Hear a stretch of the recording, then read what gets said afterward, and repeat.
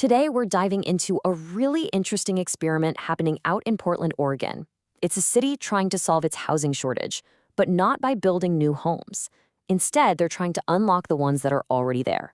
So, let's get into how Portland is trying to tap into this housing potential that's been hiding in plain sight. I mean, think about it. It's a pretty powerful question, right? As cities all over the country are struggling with a lack of affordable housing, everyone's looking for ways to solve it that are faster and cheaper than traditional construction. And that very question, it's right at the heart of Portland's brand new approach.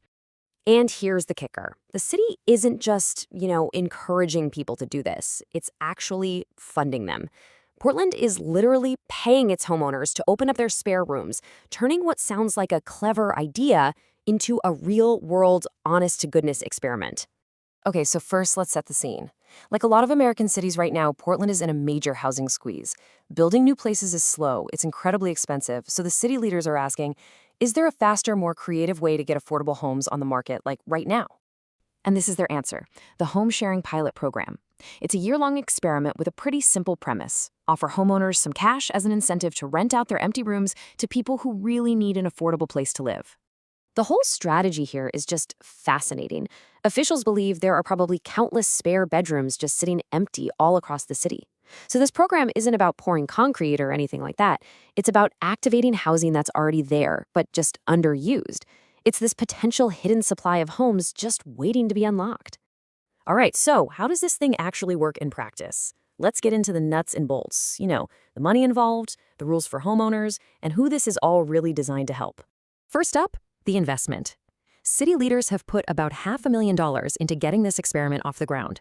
So it's not just a nice idea, it's a funded initiative, and it's designed to gather some serious, real-world data. So what's in it for the homeowners? Well, a $1,000 cash reward. If you successfully rent out a spare room for at least 30 days, the city basically pays you for participating.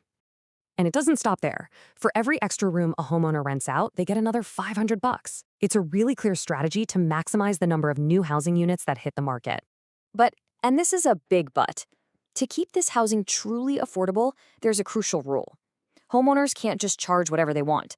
Rent is capped at $200 a week, and that includes utilities. We're talking roughly $800 a month, a price point that's aimed squarely at lower-income renters. The rules for homeowners are pretty straightforward.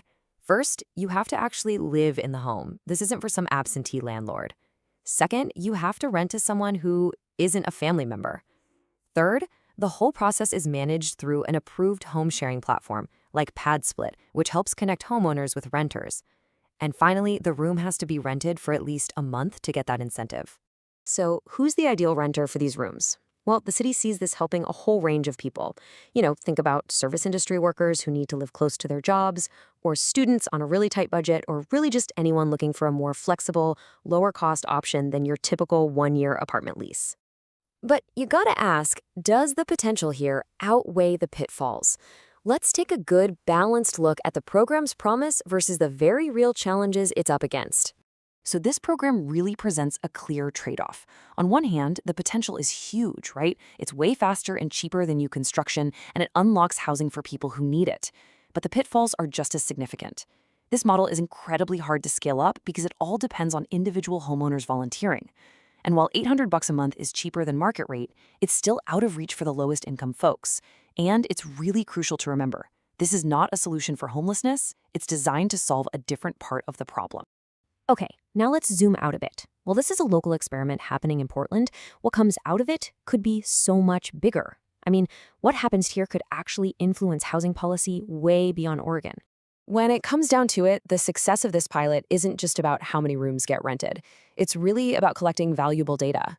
The city is trying to answer a fundamental question.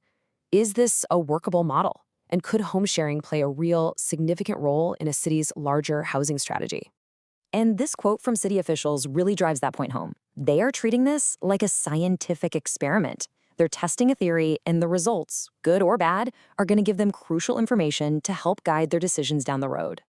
And that's exactly why other cities are watching so closely. If Portland can prove that this model works, that you can quickly and cheaply add affordable housing just by giving homeowners an incentive, it could absolutely become a blueprint for other communities facing these exact same pressures. This small pilot could spark a national conversation. Which, of course, leaves us with the big, lingering question. Is this the future? Is this creative, kind of small-scale approach a genuinely scalable solution to a massive national problem? Or is it just a clever but pretty minor fix? The answer isn't clear yet, but you have to admit, Portland's experiment is a bold first step in trying to find out.